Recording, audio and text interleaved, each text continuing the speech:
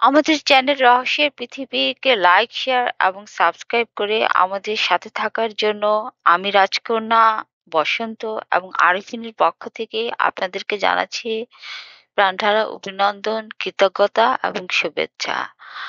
আজকে আমি আপনাদের জন্য গল্প নিয়ে এসেছি বিখ্যাত লেখক মনোজ বসুর লাল চুল। আশা করছি গল্পটি আপনাদের শুনতে খুব ভালো লাগবে এবং আপনারা আরো বেশি করে আমাদের লাইক, শেয়ার এবং সাবস্ক্রাইব করে আমাদের পাশেই থাকবেন। আজ তাহলে শুরু করতে যাচ্ছি আমাদের আজকের গল্প, লেখক মনোজ বসুর লাল চুল। 6 মাস ধরিয়া বিয়ের দিন সাব্যস্ত হয় না। তবে দিন ঠিকই হইল তো গোল বাঁধিল জায়গা লইয়া। মোটে তখন দিন 15 বাকি। হঠাৎ নীলমাধবের চিঠি আসিল, কাজীডাঙ্গা অবধি যাওয়া কিছুতেই হইতে পারে না। তাহারা বড় জোর খুলনা আসিয়া শুভকর্ম করিয়া যাইতে পারেন। বিয়ের ঘটক শীতলচন্দ্র বিশ্বাস চিঠি লইয়া সেই আসিয়াছিল। ভিড় সরিয়া গেলে আসল কারণটা সে শেষকালে ব্যক্ত করিল। প্রতিপক্ষ চৌধুরানীদের সীমানা কাজিরাঙ্গা ক্রোশ তিনেকের মধ্যে। বলা তো যায় না, 3 ক্রোশ দূর হইতে কয়েক শত লাঠিও যদি আচমকা বিয়ের নিমন্ত্রণে চলিয়া আসে। তাহারা বর্ষণ হইতে বর তুলিয়া রাত্রির অন্ধকারে গাং পাড়ি দিয়া বসিলে অজপাড়া গায়ে জন জঙ্গলের মধ্যে কেবল নিজেদের হাত কামড়ানো ছাড়া আর কিচ্ছু থাকিবে না। মাত্র জমিদারের ছেলে ওই একটি মাত্র। অতএব এই 6 মাস ধরিয়া যে জমিদার বাড়িতে শুভকর্মে গুরুতর আয়োজন চলিয়াছে তাহাতে সন্দেহ নাই। সেই আয়োজনের সত্যকার চেহারাটা সহস্য উপলব্ধি করিয়া আনন্দে মেয়ের বাপের হৃৎকম্পন উপস্থিত হইল। অথচ মিনুর মা আর হইয়া পড়িলেন, এই দেশে মেয়ের বিয়ে আমি দেবই। বারবার এইরকম গোছগাছ করে শেষকালে যে না হয় তুমি সেই বিয়ে ফেল ছেলের সঙ্গে সম্বন্ধ ঠিক করে ফেলো। কিন্তু অত বড় ঘর ও বরের লোক ছাড়া সোজা কথা নয়। শেষ পর্যন্ত আবশ্যক হইল না। শহরের প্রান্ত সীমানায় ভৈরব নদীর ধারে সেরেস্তাদার বাবুর এক নতুন বাড়ি তুলিতেছিলেন। বাড়িটা তিনি কয়েকদিনের জন্য ছাড়িয়া দিতে রাজি হইলেন। সামনের ফাঁকা জমির ইট কাঠ সরাইয়া সেখানে সামিয়ানা খাটাইয়া বরযাত্রী বসিবার জায়গা হইল। পিছনে খাওয়ার জায়গা যদি দৈবাত বৃষ্টি চাপিয়া পড়ে, তাহলে দোতলার দরদালানে 70-80 জন করিয়া বসাইয়া দেওয়ার ব্যবস্থাও আছে। বিকেলে 5খানা গরুর গাড়ি বোঝাই আর অনেক আত্মীয় কুটুম্ব আসিয়া পড়িল। লগ্ন 8:30। রানী বলিল, মাসিমা, হিরণের বিয়ের বেলা আপনি বড় অন্যায় করেছিলেন। সবাইকে তাড়িয়ে দিয়ে আপনি যে জামাই নিয়ে খাওয়াতে বসবেন সে হবে না। কিন্তু মিনুর মা হাসিলেন, না, সে হবে না মাসিমা। আমরা সমস্ত রাত বাসর জাগবো, কোনো কথা শুনবো না, বলে দিচ্ছি। নয়তো বলুন, এক্ষুনি ফের গাড়িতে গিয়ে উঠে বসি। রসিক ঘরের দিকে হঠাৎ তুমুল গন্ডগোল। বেড়ার উপরে কি জ্বলন্ত কাঠ ঠেক দিয়া রাখিয়াছিল, একটি অগ্নিকাণ্ড হইতে বাঁচিয়া গিয়াছে। সকলের বিশ্বাস কাজটা বামন ঠাকুরের। তাই রাগ করিয়া কে তার গাজার কলিকা ভাঙ্গিয়া দিয়াছে। ওই হাতে বারবার ব্রাহ্মণ সন্তান দিব্য করিতেছিলেন, বিনা অপরাধে তাহার গুরুদণ্ড হইয়া গেল। অগ্নিকাণ্ডে কলিকার দোষ নেই। 3 দিনের মধ্যে সে কলিকা একেবারে হাতে লয় নেই। বেলা ডুবিয়া যাইতে শীতল ঘটক আসিয়া উঠানে দাঁড়াইল। খবর কি? খবর কি? শীতল কহিল, খবর ভালো। বর বরযাত্রী সব ওদের বাসা বাড়ি পৌঁছে গেছেন। জজবাবুর বড় মোটর এসে সাজানো হচ্ছে, ঘন্টা খানেকের মধ্যে এসে পড়বেন। তারপর হাসিয়া গলা খাটো করিয়া কহিতে লাগিল, 100 বরকন্দাজ গাঙ্গের ঘাট আগলাচ্ছে, কি জানি, কিচ্ছু বলা যায় না। আমাদের কর্তাবাবু একবিন্দু খুঁত রেখে কাজ করেন না। মোটরের আওয়াজ উঠিতেই ধূপ ধাপ করিয়া 8-10টা মেয়ে ছুটিল তেতলার ছাদে। সকলের পিছন হইতে নীরু বলিল, যাওয়া ভাই অনর্থক, ছাদ থেকে কিচ্ছু দেখা যাবে না। তার চেয়ে গোল কুঠির জানলা দিয়ে কৌতূহল চোখ মুখ দিয়ে যেন ছিটকাইয়া পড়িতেছে। ঠাট্টা তামাশা ছোটাছুটি, মাঝে মাঝে হাসির তরঙ্গ, তার মধ্যে যুক্তি বিবেচনার কথা কে শুনিবে? রানী সকলের আগে ভাগে ঝুঁকিয়া পড়িয়া হাঁপাইতে হাঁপাইতে আঙ্গুল দিয়া দেখাইল, ওই ওই বর, দেখো, মরবি যে এক্ষুনি পড়ে, ছাত্রে এখনো আলসে হয়নি, দেখেছিস? বলিয়ার একটি মেয়ে রানীকে পিছে ঠেলিয়ে দিয়ে নিজে আগে আসছিল, যেন সে মোটেই পড়িতে পারে না। জিজ্ঞাসা করিল, কই? ও রানী, বর দেখলি কোন দিকে?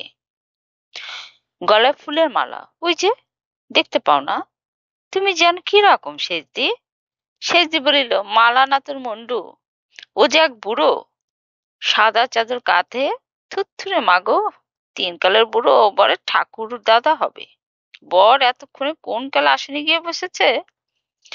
ছাতের উপর হইতে বরসে নজর চলে না, দেখা যায় কেবল সামিয়ানা। নীরু বলিল, বলেছি তো অনর্থক, তার চেয়ে নিচে গোল কুঠুরি জানালায় দেখি গই।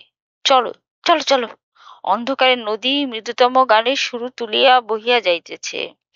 ওপারে যেন কিসের উৎসব, অনেকগুলো আলো, ঢাকের বাজনা, সহসা এক ঝলক স্নিগ্ধ বাতাস, উহাদের রঙিন শাড়ি, কেশ বেশের সুগন্ধ উচ্ছল কলহাস্যের টুকরাগুলোকে উড়াইয়া ছড়াইয়া বহিতে লাগিল। ঘুমিয়ে কে রে মিনু? ও মা, মা গো, যার বিয়ে তার মনে নেই, পালিয়ে এসে চিলকোঠায় ঘুমানো হচ্ছে। রানী হাত ধরিয়া নাড়া দিতে মিনু একবার চাহিয়া চোখ বুজিল। নীরু বলিল, আহা, সারাদিন না খেয়ে নেতিয়ে পড়েছে, ঘুমোক না একটু, আমরা নিচে যাই। সে যে ঝংকার দেওয়া উঠিল, গিন্নিপনা রাখো দেখে, আমরাও না খেয়েছিলাম একদিন, ঘুমানোর দফে শেষ আজকের দিন থেকে। কি বলিস রে রানী? বিশেষ করিয়া রানীকে জিজ্ঞাসা করিবার একটা অর্থ আছে, কথাটা গোপনীয়, কেবল শেষ আড়ি দিতে গিয়া 2বার জানিয়া ফেলিয়াছিল। রানী মুখ টিপিয়া হাসিল, 2 হাতে ঘুমন্ত মিনুর গলা জড়াইয়া উঠিয়া ধরিয়া চুমু খাইয়া বলিতে লাগিল, মিনু ভাই, জাগো, আজকে ঘুমোতে আছে, ওঠে বর দেখবে, এসো। তারপর মিনু এলো চুলে হাত পড়িতে যেন শিহরিত হইয়া উঠিল। দেখেছ, সন্ধ্যেবেলা আবার নিয়ে মরেছে হতভাগী। শুয়ে শুয়ে চুল শুকনো হচ্ছে, ভিজে চুল নিয়ে এখন উপায়, এর রাশ বাঁধতে কি সময় লাগবে কম। নিচে উলুধ্বনি উঠিল, পিসিমা, নন্দরানী, শোভা, ওদের সবার গলা। চলো চলো, চুল বাঁধতে হবে, ওঠো মিনু, শিগগির উঠে আয়। বলিয়া এলো চুল ধরিয়া জোরে এক টান দিয়া রানী ছুটিয়া দলে মিশিল। সিঁড়িতে আবার সম্ভবত পদধ্বনি। ধর্মড় করিয়া মিনু উঠিয়া বসিল।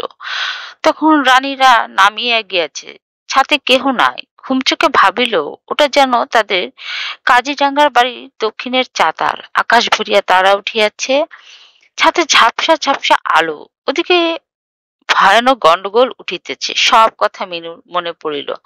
আজ তার বিয়ে, সে ঘুমাইয়া পড়িয়াছিল, সকলে ডাকাডাকি লাগাইয়াছে। হঠাৎ নিচের দিকে কোথা দাপ করিয়া সুতীব্র আলো জ্বলিয়া অনেকখানি রশ্মি আসিয়া পড়িল ছাদের উপর। তাড়াতাড়ি আগায় গিয়া সিঁড়ি ভাবিয়া যেই না পা নামাইয়া দিয়াছে, চারিদিকে তুমুল হৈ হৈ পড়িয়া গেল। আসর ভাঙিয়া সকলে ছুটিল, হারমোনিয়াম বাজাইয়া গান চলিতেছিল পায়ের আঘাতে আঘাতে, সেটা যে কোথায় চলিয়া গেল তার ঠিকানা রহিল না।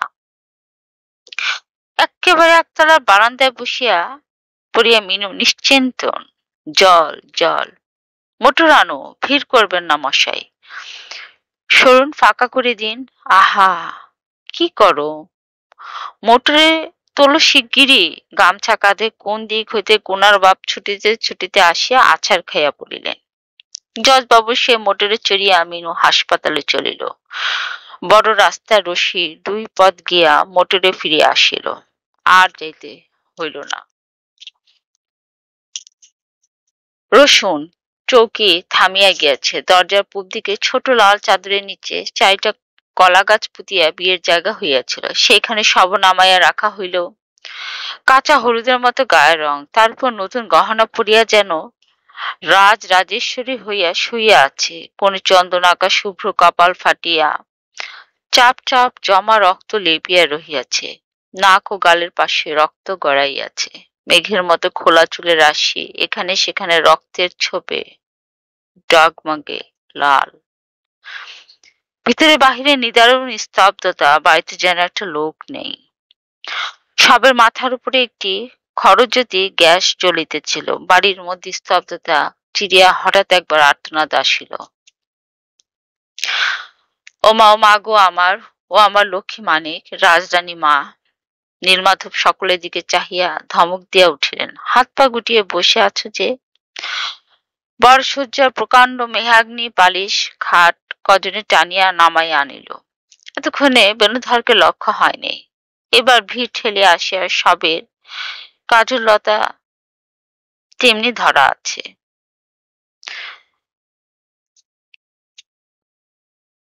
এবার ভিড় ঠেলিয়া আসিয়া সবের পায়ের কাছে খাটের বাজুতে ভর দিয়া সে স্তব্ধ হইয়া দাঁড়াইল। হাতের মধ্যে কাজললতা তেমনি ধরা আছে, কাচের মতো স্বচ্ছ অচঞ্চল আধনিমীলিত দুটি দৃষ্টি। মৃত্যু সেই স্তমিত চোখ দুটির দিকে নিষ্পলক ভাবে চাহিয়া বেণুধর দাঁড়াইয়া রহিল। বাপ ঝুঁকিয়া পড়িয়া পাগলের মতো আর্তনাদ করিয়া উঠিলেন। একবার ভালো করে চা দেখি, চোখ তুলে চা। ও খুকি! নীলমাধব ছুটি আসিয়া তাহার হাত ধরিয়া ফেলিলেন, কিন্তু তিনি থামিলেন না, সজল চোখে বারবার বলিতে লাগিলেন, ও বেয়াই, বিনিদোষে মাকে আমার কত গালমন্দ দিয়েছি, কত সম্বন্ধ এগুতে চায় না, তার সমস্ত অপরাধ দিন রাত মা ঘাড় পেতে নিয়েছে, একবার মুখ তুলে একটা কথাও কয়নি। ও খুকি, আর বকবো না, চোখ তুলে চা একবার। ভিড় জমিয়া গিয়াছিল। নীলমাধব ক্রুদ্ধ কণ্ঠে চিৎকার করে উঠিলেন, কতক্ষণ দাঁড়িয়ে দাঁড়িয়ে দেখবে তোমরা? 8টা বেজে গেছে, রওনা হও। 8:30 লগ্ন ছিল। বেণুধরের বুকের মধ্যে কাঁপিয়া উঠিল, যেন শুভ লগ্নে তাহাদের শুভ দৃষ্টি হইতেছে। লজ্জায় নত বালিকার চোখ তুলিয়া চাহিতে পারিতেছে না। বাপ তাই মেয়েকে সাহস দিয়ে আসিয়া দাঁড়াইয়াছেন। ফুল ও দেবদারু পাতা দিয়া গেট হইয়াছিল। সমস্ত ফুল ছিঁড়ে আনিয়া সকলে সবের উপর ঢালিয়া দিল। বেণুধর গলার মালা ছিঁড়ে সেই ফুলের গাদায় ছড়িয়া দ্রুত বেগে ভিড়ের মধ্যে গিয়া পালাইয়া গেল। ছুটিতে ছুটিতে রাস্তা অবধি আসিল, সর্বাঙ্গ দিয়া ঘামের ধারা বহিতেছে, পা টলিতেছে, নিঃশ্বাস বন্ধ হইয়া যাইতেছে। মোটের মধ্যে ঝাঁপাইয়া পড়িয়া উন্মত্তের মতো সে বলিতে লাগিল, চালাও এক্ষুনি। গাড়ি চলিতে লাগিল। হুশ হইল তখনও আগাগোড়া তাহার বরের সাজ, এক বোঝা কোট কামিজ, তার উপর শৌখিন ফুলকাটা চাদর, বিয়ের উপলক্ষে পছন্দ করিয়া সমস্ত কেনা। একটা একটা করিয়া খুলিয়া পাশে সমস্ত স্তূপাকার করিতে লাগিল। তবে কি অসহ্য গরম! বেণুর মনে হইল সর্বদেহ ফুলিয়া যাইতে, একবার বুঝি ঘামের বদলে রক্ত বাহির হইয়া যাইবে। ক্রমাগত বলিতে লাগিল, চালাও, খুব জোরে গাড়ি চালাও, চালাও গাড়ি। সোফার জিজ্ঞাসা করিল, কোথায়? যেখানে খুশি। ফাঁকায়, গ্রামের দিকে তীরবেগে গাড়ি ছুটিল। চোখ বুজিয়া চেতনাহীনের মতো বেণুধর পড়িয়া রহিল। সুমুখ আধার রাত্রি, তার উপর মেঘ করিয়া আরো আধার জমিয়াছে। জনবিরল পথের উপর মিটমিটি কেরোসিনের আলো যেন প্রেতপুরীর পাহারাদার। একবার চোখ চাহিয়া বাহিরের দিকে তাকায় বেণুধর শিহরিতে উঠিল। এমন নিবিড় অন্ধকার সে জীবনে দেখে নাই। দুধারে বাড়িগুলোর দরজা জানালা বন্ধ, ছোট শহর ইতিমধ্যেই নিশুতি হইয়া উঠিয়াছে। মধ্যে আম কাঁঠালের বড় বড় বাগিচা। সহসা কোথায় কোন দিক দিয়া উচ্ছল হাসি শব্দ ভাসিয়া আসিল। অতি মৃদু অস্পষ্ট কৌতুক চঞ্চল অনেকগুলো কণ্ঠস্বর, বউ দেখিয়ে যাও, বউ দেখিয়ে যাও গো। আশেপাশে সারি সারি ঘুমন্ত বাড়িগুলোর ছাদের উপর, আম বাগিচার এখানে সেখানে ল্যাম্প পোস্টে আছে নানা বয়সের কত মেয়ে কৌতূহল ভরা চোখে ভিড় করিয়া বউ দেখিতে দাঁড়াইয়া আছে। তারপর গাড়ির মধ্যে দৃষ্টি ফেরায় এক পলকে যেন তাহার গায়ে কাঁটা দিয়া উঠিল। বধূ তাহার পাশে রহিয়াছে। সত্যই একটা বউ মানুষ, ঘোমটার মধ্যে জড়সড় হইয়া মাথা নোয়াইয়া একেবারে গদির সঙ্গে মিশিয়া বসিয়া আছে। গায়ে ছোঁয়া লাগলে যেন সে লজ্জায় মরিয়া যাইবে। তারপর খেয়াল হইল সে তার পরিত্যক্ত জামা চাদরের বোঝা, মানবী নয়। ওই গাড়িতে এই মেয়েটিকে হাসপাতালে লইয়া চলিয়াছিল। সে বসিয়া নাই, তার দেহে 2-1 ফোঁটা রক্ত হয়তো গাড়ির গদিতে লাগিয়া থাকিতে পারে। শহর ছাড়িয়া নদীর ধারে ধারে গাড়ি ক্রমে মাঠের মধ্যে আসিল। হেডলাইট জ্বালিয়া গাড়ি ছুটিতেছে, চারিদিকে নিস্তব্ধতাকে পিষিয়া ভাঙ্গিয়া চুরিয়া খোয়া তোলা রাস্তার উপর চাকার পেছনে কর্কশ সুকরুণ আর্তনাদ উঠিতেছে। একটি পল্লী কিশোরীর এই দিনকার সকল সাধন বাসনা বেণুধরের বুকের মধ্যে কাঁদিয়া বেড়াইতে লাগিল। চাকার সামনে সে যেন বুক পাতিয়া দিয়াছে। বাহিরের ঘন তিমিরাচ্ছন্ন রাত্রি, জনশূন্য মাঠ, কোনো দিকে আলোর কণিকা নাই। সৃষ্টির আদি যুগের অন্ধকারলিপ্ত নীহারিকা মণ্ডলীর মধ্যে দিয়া বেণুধর যেন বিদ্যুতের গতিতে ছুটিয়া বেড়াইতেছে, আর আশেপাশে পাল্লা দিয়া ছুটিয়া মরিতেছে নিঃশব্দচারিণী মৃতরূপা তার বধূ। লাল বেনারসিতে রূপে রাশিয়া মরিয়া লজ্জায় ভাঙ্গিয়া শতখানা হইয়া এখানে এক্ষণে তার বসিবার স্থান ছিল, কিন্তু একটি মুহূর্তের ঘটনার পর এখন আর তার স্থান হইয়াছে সীমাহীন আশ্রয়হীন বিপুল শূন্যতায়। রাত্রির অন্ধকার মথিত করিয়া বাতাসের বেগে ফরফর শব্দে তার পরনের কালো কাপড় ওড়ে, পায়ের আঘাতে জোনাকি ছিটকাইয়া যায়। গতির বেগে সামনে ঝুঁকিয়া পড়া ঘন চুল ভরা মাথাটি, মাথা চারিপাশ দিয়া রক্তের ধারা গড়াইয়া গড়াইয়া বৃষ্টি বহিয়া যায়। এলো চুল ওড়ে, দিগন্ত ব্যাপী ডগমগে লাল চুল। দুই হাতে মাথা টিপিয়া চোখ বুজিয়ে বেণুধর পড়িয়া রহিল। গাড়ি চলিতে লাগিল। খানিকক্ষণ পরে পথের ধারে এক বটতলায় থামিয়া হাঁটুরে চালার মধ্যে বাঁশের মাচা অনেকক্ষণ মুখ গুজিয়া পড়িয়া থাকিয়া অবশেষে মন কিছু শান্ত হইলে বাসা বাড়িতে ফিরিয়া আসিল।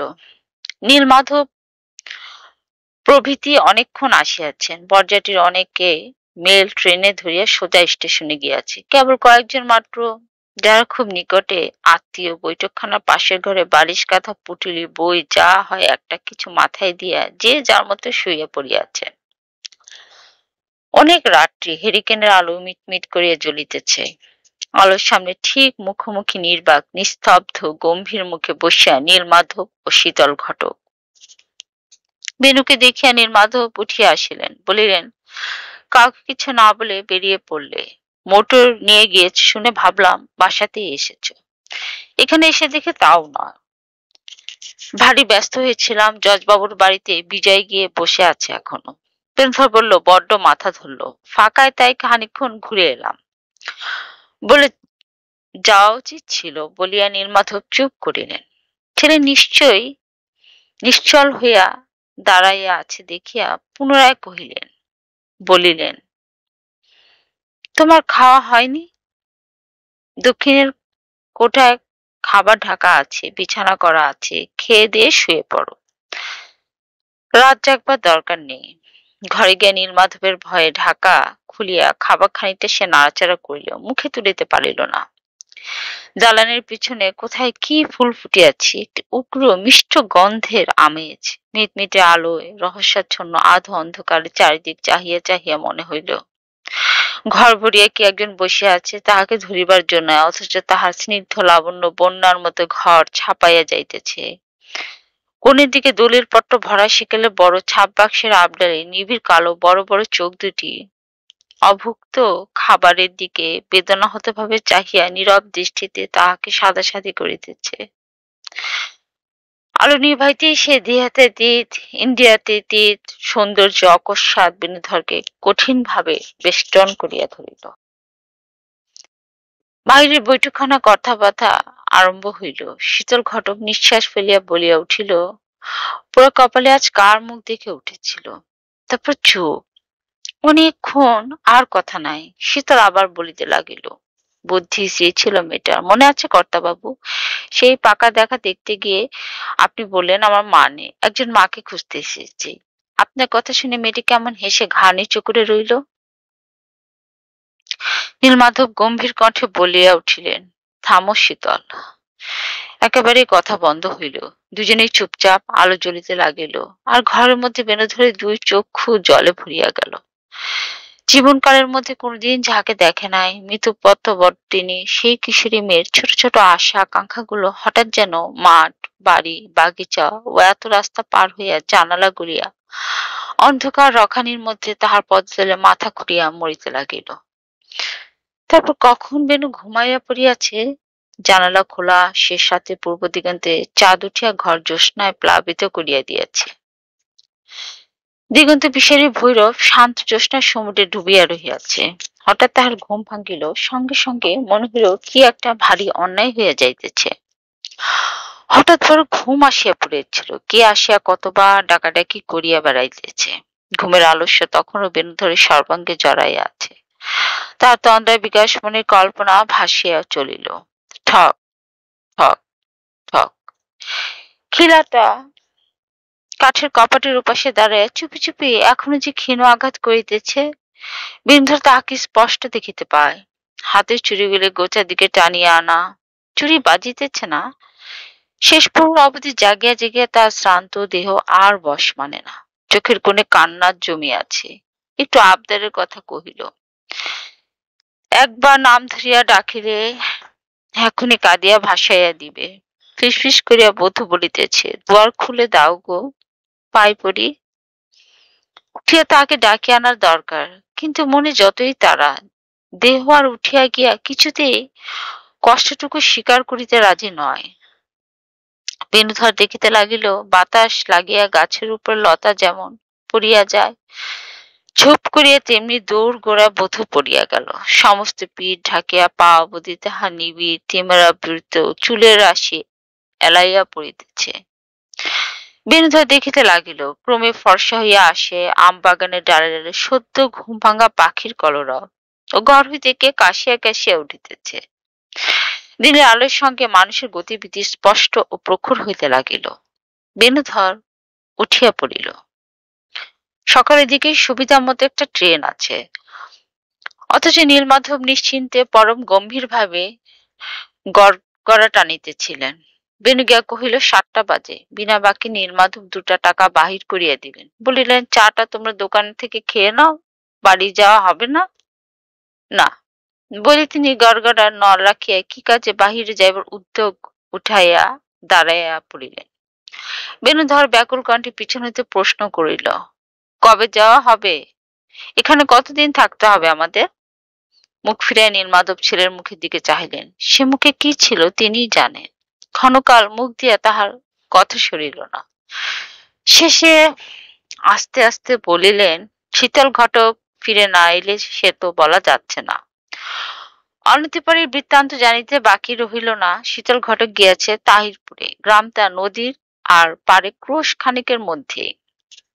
ওখানে কিছুদিন একটা কথাবার্তা চলিয়াছিল, খুব বুনিয়াদি গৃহস্থ ঘরের মেয়ে, কিন্তু ইদানিং কৌলীন্যটুকু ছাড়া সে পক্ষের বিশেষ কিছু সম্বল নাই। অতএব নীলমাধব নিজেই পিছাইয়া আসিয়াছিলেন। বিজয়কে আড়ালে ডাকিয়া সকলে আক্রোশে বেণু তাহারই উপর মিটাইল, কহিল, কসাই তোমরা সব। অথচ সে একেবারেই নিরপরাধ। কিন্তু সে তর্ক না করিয়া বিজয় সান্ত্বনা দিয়ে কহিল, ভয় নেই, ভয় আর কোনো ভয় নেই ভাই, ও কিচ্ছু হবে না। ওর ছুরি তোর বিয়ে, সে কি হয় কখনো? কাকার কেমন যেন কাণ্ড। একটু পরে দেখা গেল ঘটক হাসি মুখে হনহন করিয়া ফিরিয়া আসিতেছে। সামনে পায়ে সুসংবাদটা তাহাদিগকে সর্বাগ্রে দিল। পাকাপাকি করে এলাম ছোট বাবু। তবু বিজয় বিশ্বাস করিতে পারিল না। বলিল, পাকাপাকি করে এলে কি রকম? এই ঘন্টা 2-3 দিন আগে বেরুলে, কোনো খবরাখবর দেওয়া নেই, এর মধ্যে ঠিক হয়ে গেল। শীতল সগর্বে নিজের অস্থিরতার বুকের উপর একটি থাবা মারিয়া কহিল, ওর নাম শীতল ঘটক, বুঝলেন বিজয় বাবু? 40 বছরের পেশায় এই আমার, কিছুতেই রাজি হয় না। হেন তেন কত কি আপত্তি, ফুসমন্টে সমস্ত যা জল করে দিয়ে এলাম। বলিয়া শূন্যে মুখ তুলিয়া ফুৎকার দিয়া মন্ত্রটা সরু বুঝাইয়া দিল। বেণুধর কহিল, আমি বিয়ে করব না। শীতল অবাক হইয়া গেল। সে কেবল অপর দিকের কথাটাই ভাবিয়া রাখিয়াছিল। একবার ভাবিল বেণুধর পরিহাস করিতেছে। তাহার মুখের দিকে চাহিয়া এদিক ওদিক বার দুই ঘাড় নাড়িয়া সস্নিগ্ধ সুরে বলিতে লাগিল, তাই কখনো হয় ছোট বাবু? লক্ষ্মী ঠাকুরের মতো মেয়ে, ছবি নিয়ে এসেছি, মিলিয়ে দেখুন। কালকে রোমে এ দাসীবাদীর যুগ্যি ছিল না। বেণুধর কঠোর সুরে বলিয়া উঠিল, কিন্তু আমি যা বলার বলে দিয়েছি শীতল, তুমি বাবাকে আমার হয়ে বলো। বলিয়া আর উত্তর অপেক্ষা না করিয়া সে ঘরের মধ্যে ঢুকিয়া পড়িল। ক্ষণ পরে তাহার ডাক পড়িল, নীলমাধব বলিলেন, শুনলাম বিয়েতে তুমি অনিচ্ছুক। বেনু মাথা হেঁট করিয়া দাঁড়াইয়া রহিল। নীলমাধব বলিতে লাগিলেন, তাহলে আমার আত্মহত্যা করতে বলো? কোন প্রকারে মরিয়া হইয়া বেণুধর বলিয়া উঠিল, কালকে সর্বনেশে কাণ্ডে আমার মন কিরকম হয়ে গেছে বাবা, আমি পাগল হয়ে যাব। আর কিছুদিন সময় দিন আমায়। বলিতে বলিতে তাহার স্বর কাঁপিতে লাগিল। এক মুহূর্তে সামলাইল, বলিল, মরা মানুষ আমার পিছু নিয়েছে।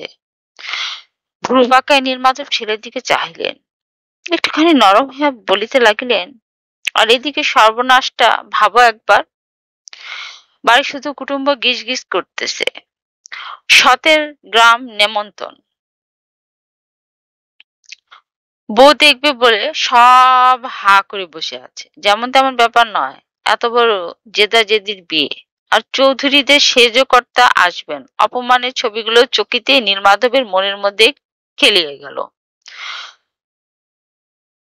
চৌধুরীদের সেজকর্তা অত্যন্ত ধার্মিক ব্যক্তি। তিলার্ধ দেরি না করিয়া জপের মালা হাতে লইয়া খড়মে খটখট করিতে করিতে সমবেদনা জানাইতে আসিবেন। সে নিতান্ত নির্মম মুখে উচ্চ কণ্ঠে এক হাট লোকের মধ্যে বৃদ্ধ অতি গোপনে জিজ্ঞাসা করিবেন, বলো ও নীলমাধব, আসল কথাটা বলো দেখি। বিয়ে এবারও ভাঙলো? মেয়েকে তারা অন্য জায়গায় বিয়ে দেবে? ভাবিতে ভাবিতে নীলমাধব ক্ষিপ্ত হইয়া উঠিলেন। বলিলেন, না বেণুধর, বউ না নিয়ে বাড়ি ফেরা হবে না। পরশুর আগে দিন নেই। তুমি সময় চাচ্ছিলে, বেশ তো। মাঝে এই দুদিন থাকলে এর মধ্যে নিশ্চয় মন ভালো হয়ে যাবে। 12 মাঠে যাত্রা বসিয়াছি। বিকাল হইতে গাওনা শুরু। বেণুধর সমবয়সী জন 2-3কে পাকড়াইয়া বলিল, চলো যাই। বিজয় বলিল, আমার যাওয়া হবে না তো। বৃষ্টি জিনিসপত্র বাঁধা চাঁদা করতে হবে। রাত্রে ফিরে যাচ্ছি। কেন? গ্রামে গিয়ে খবর দিতে হবে বউ ভাতের তারিখ 2 দিন পিছিয়ে গেল। কাকা বললেন, তুমি যাও বিজা, গাড়ি সেই কোন রাতে। আমরা থাকবো বড়জোর 1 ঘন্টা কি 1.5 ঘন্টা। চলো চলো। বেণুধর ছাড়িল না, সকলকে ধরিয়া লইয়া গেল। পথের মধ্যে বিজয়কে চুপি চুপি জিজ্ঞাসা করিল, বিয়ে পরশুদিন ঠিক হলো? হ্যাঁ। পরশু রাত্রে? তাছাড়া কি? চুপ করিয়া খানিক কি ভাবিয়া বেণুধর করুণ ভাবে হাসিয়া উঠিল। বলিল, রাত্রি আসছে আর আমার ভয় হচ্ছে। তুমি বিশ্বাস করবে না বিজয়, অপঘাতে মরা মেয়েটি কাল সমস্ত রাত আমার জ্বালাতন করেছে। আবার একটু স্তব্ধ থাকিয়া উচ্ছ্বসিত কণ্ঠে সে বলিতে লাগলো, মরা ব্যাপারটা আর আমি বিশ্বাস করিনি। এত স্বাদ আহ্লাদ ভালোবাসা পরক ফেলতে না ফেলতে উড়িয়ে পুড়িয়ে চলে যাবে? সে কি হতে পারে? মিছে কথা। এ আমার অনুমানের কথা নয় বিজয়, কাল থেকে স্পষ্ট করে জেনেছি। বিজয় ব্যাকুল হইয়া বলিল, তুমি এসব কথা আর বলো না ভাই, আমাদের শুনলে ভয় করে। ভয় করে? তবে বলবো না, বলিয়া বেনু টিপি টিপি হাসিতে লাগিল। কিন্তু যাই বলো, এই শহরে পড়ে থাকা আমাদের উচিত হয়নি। দূরে পালানো উচিত ছিল। এই আক্রোশের মধ্যে কাণ্ডটা ঘটল। যারটা দেখিয়া বেনু অতিরিক্ত রকম খুশি হইল। ফিরিবার পথে কথায় কথায় এমন হাসির রহস্য যেন সে মাটি দিয়া পথ চলিতেছে না। তখন সন্ধ্যা গড়াইয়া গিয়াছে। পথের উপর অজস্র কামিনী ফুল ফুটিয়েছে। ডালপালা শুদ্ধ, তার অনেকে ডাল ভাঙ্গিয়া লইল। বলিল, খাসা গন্ধ, বিছানায় ছড়িয়ে দেব। একজন ঠাট্টা করিয়া বলিল, ফুল সাজাতে দেরি আছে হে। কোথায়? বলিয়া বেনু প্রচুর হাসিতে লাগিল। বলিল, এ পক্ষে দিন রয়েছে তো কাল, আর তাহিরপুরেরটাও। ও বিজয়, তোমাদের নতুন সম্বন্ধের ফুলসজ্জার দিন করেছ কবে? বিজয় রীতিমতো রাগিয়া উঠিল। ফের ওই কথা? এ পক্ষ ও পক্ষ বিয়ে তোমার কটা হয়েছে শুনি? আপাতত একটা। কাল যেটা হয়ে গেল আর একটার আশায় আছি। বিজয়ের কাঁধে ধরিয়া ঝাঁকিয়ে দিয়া বেনু বলিতে লাগিল, ও বিজয়, ভয় পেলে নাকি? ভয় নেই। আর সে আসবে না। আজকে কাল রাত্রি বইয়ের দেখা করবার নিয়ম নেই। খাওয়া দাওয়ার পর বেশ প্রফুল্ল ভাবে বেণুধর শুইয়া পড়িল, কিন্তু ঘুম আসে না। আলো নিভাইয়া দিল, কিছুতেই ঘুম আসে না। পাশে কোনো বাড়িতে ঘন্টার পর ঘন্টা ঘড়ি বাজিয়া যাইতেছে। চারিদিকে নিশুতি।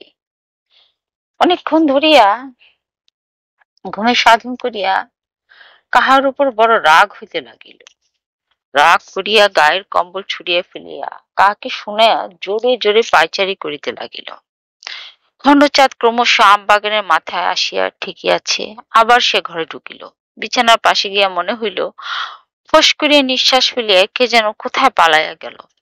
বাতাসে বাগিচার গাছপালা খসখস করিতেছে। বেণুধর ভাবিতে লাগিল, নতুন কোরা কাপড় পরিয়া খসখস করিতে করিতে এক অদৃশ্য চারণী বনপথে বাতাসে দ্রুতবেগে মিলাইয়া গেল। পরদিন তাহিরপুরের পাত্রীপক্ষ আশীর্বাদ করিতে আসিলেন। হাসি মুখে আংটি সে হাত পাতিয়া লইল। মনে মনে বাপের বহুদর্শিতার কথা ভাবিল। নীলমাধব সত্যই বলিয়াছিলেন। কিছুটা দিন সময়ের মধ্যে তার মন আশ্চর্য রকম ভালো হইয়া উঠিয়াছিল। চুরি করিয়া এক ফাঁকে বাপের ঘর হইতে পাত্রীর ছবিটা দেখিয়া আসিল। মেয়ে সুন্দরী বটে, প্রতিবার মতো নিখুল নিটল গড়ন। সেদিন একখানা বই পড়িতে পড়িতে অনেক রাত্রি হইয়া গেল। শিয়রে তেপায়ের উপর ভাবী বধূর ছবিখানি, ম্লান দীপালোকিত চুনকাম খসা উঁচু দেয়াল, গম্বুজের মতো খিলান করা সেকেলে ছাদ, তাহারই মধ্যে মিলনোৎকণ্ঠিত নায়ক নায়িকার সুখ দুঃখে সহগামী হইয়া অনেক রাত্রি পর্যন্ত সে বই পড়িতে লাগিল। একবার কিরকম মুখ ফিরাইয়া বেণুধর স্তম্ভিত হইয়া গেল। স্পষ্ট দেখিতে পাইল, একেবারে স্পষ্ট প্রত্যক্ষ, তাহার মধ্যে দিয়া হাত গলাইয়া চাপার কলির মতো 5টি আঙ্গুল লীলায়িত ভঙ্গিতে হাতছানি দিয়া তাহাকে ডাকিতেছে। ভালো করিয়া তাকাইতেই বাহিরে নিকষ কালো অন্ধকার হাত ডুবিয়া গেল। সে উঠিয়া জানালায় আসিল, আর কিছুই নাই। নৈশ বাতাসে লতা পাতা দুলিতেছে। সজোরে সে জানালার খিল আঠিয়া দিল। আলোর জোর বাড়াই দিয়া বেণুধর পাশ ফিরাইয়া শুইল। চটা ওঠা দেয়ালের উপর কালী দেবতা কত না নকশা আঁকিয়া গিয়াছে। উল্টা করা তালের গাছ, একটা মুখের আধখানা, ঝুটিয়াল অদ্ভুত আকারের জানোয়ার, আর একটা কিসের টুটি চাপিয়ে ধরিয়া আছে। ঝুলকালীয় মাকড়সার জালের বন্দিশালায় কালো কালো শিকড়ে আড়ালে কত লোক আটক হইয়া রহিয়াছে। চোখ বুজিয়া দেখিতে লাগিল, অনেক দূরে মাঠের ওপারে কালো কাপড় মুড়িয়ে দেওয়া সারি সারি মানুষ চলিয়াছে। পিঁপড়ার মতো মানুষের অনন্ত শ্রেণী লোকালয়ের সীমানা আসিয়া কি একজন হাত উঁচু করিয়া কি বলিল। মুহূর্তকাল সব স্থির।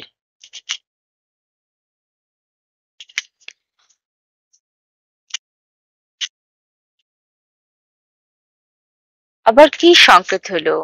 অমনি দল ভাঙ্গিয়া নানা জনে নানা দিকে পথ বিপদ, ঝোপ জঙ্গল, আনাজ কানাজ না মানিয়ে ছুটিতে ছুটিতে অদৃশ্য হইয়া গেল। এই রাত্রে আঙ্গিনায় ধুলায় কোথায় এক পরম দুঃখিনী এলায়া এলায়া পড়িয়া থাকিয়া থাকিয়া দাপাদাপি করিতেছে। ও মা, মাগো আমার, ও আমার লক্ষ্মী মানিক, রাজরানী মা। অন্ধকারে আবছায়ে ছোট ছোট ঘুলঘুলির পাশে তন্নি কিশোরীটি নিঃশ্বাস বন্ধ করিয়া আড়ি পাতিয়া বসিয়া আছে। সে নতুন বধূ চুপটি করিয়া বাসর জাগে। বর বুঝি ঘুমাইল। বেণুধর উঠিয়া বসিয়া পরম স্নেহে স্মিত মুখে শিয়রে তেপায়ের উপরে ছবিখানার দিকে তাকাইল। কাল সারা রাতটি তাহারা জাগাইয়া কাটাইবে। রুদ্ধ জানালা সহসা মৃদু মৃদু করাঘাত শুনিয়া বেণুধর চমকিয়া উঠিল। শুনিতে পাহিল ভয়ার্ত চাপা গলায় ডাকিয়া ডাকিয়া কে যেন কি বলিতেছে। একটু অসহায় পৃথিমতী বালিকা বাপ মা ও চেনা জানা সকল আত্মীয় পরিজন ছাড়িয়া আসিয়া এই জানালার বাহিরে পাগল হইয়া ঘুরিয়া বেড়াইতেছে। আজ বেণুধর তিলর্ধ দেরি করল না।